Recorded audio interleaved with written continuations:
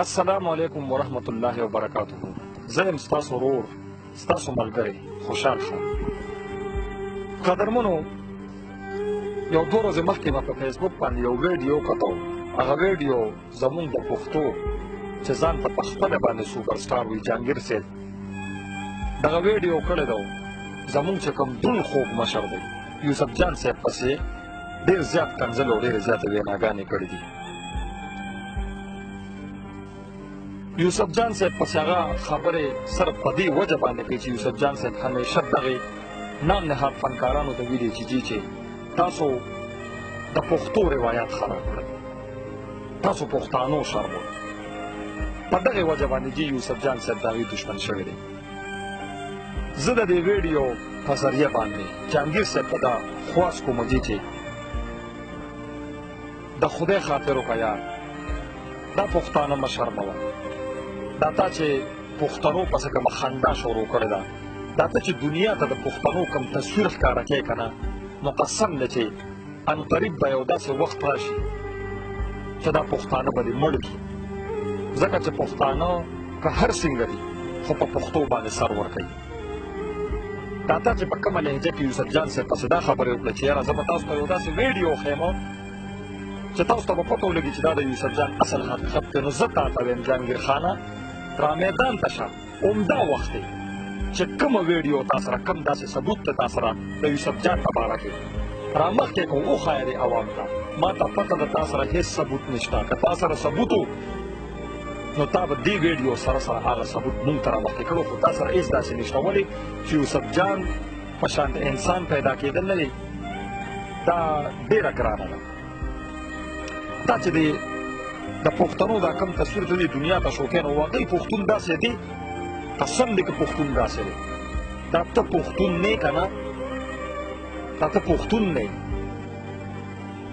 ځکه ته داسې حرکتونه کوې. تا ته چې په سټیج باندې کومه تور سری ګډېږي که نه، نو تا ته دا پته نشته چې د دغه تور سری به څومره مجبورېږي. دا کله چې تور سری ته د لاسونو نه رونیسې، د دې مرۍ نه یې رونیسې، دا لاسونه ته تاوې را تاوې که نه، نو دا د هغې مجبوري وي. د هغې په ژوند کې به شاته څومره تیاري وي. تا خو چېرته د هغې نه لږ دا تپوس وکړه که نه چې یاره ته ولې پر یار سکولو باندې مجبور یې؟ د هغې په شکور کې د روټۍ درک ته لګي او ته د هغې نه غلطه فایده اخلې. خو کومه خوله چې ته استعمال کړې ده، که دغه شان د خوله ماسک استعمال کړه، نو سبا به یوسف جان صاحب هم زما دا ویډیو ګوري، بیا به وایي چې ته زما اړوفین نه یې، ځکه چې تا هغه له هغه په لهجه کې جواب ورکړو.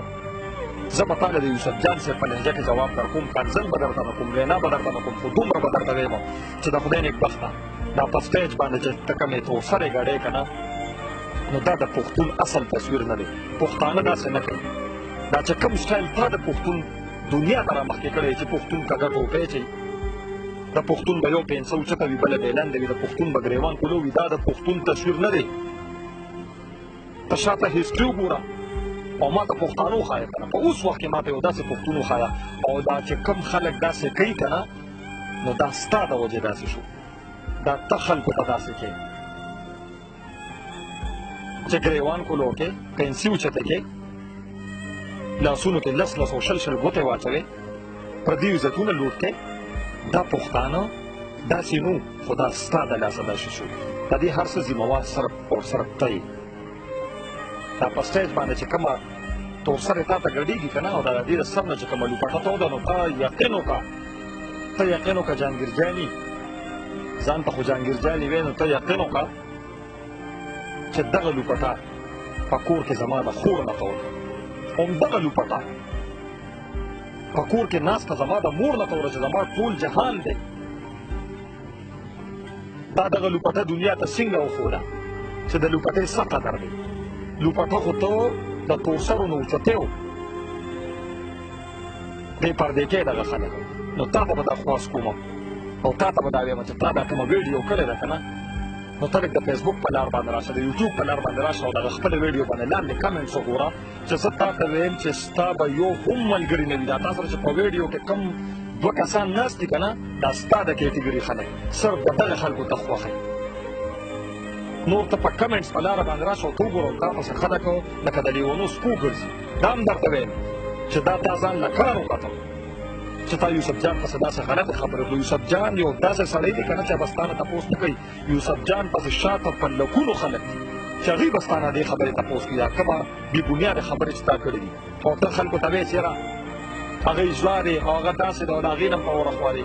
ای د خدای نیکبخته ای د خدای نیکبخته په دې پښتنو کې یو داسې سړی ما ته وښایه چې د یوسف جان غوندې کې رپورټینګ یې کړی وي، د یوسف جان غوندې کې حقیقتونه یې خلکو ته ښکاره کړي. دا خو واحد یو داسې سړی راغی چې په پښتنو کې اویرنس پیدا کړي. ګنې اوسه پورې خو پښتانه ټول دا په ګډو وډو روان کړو.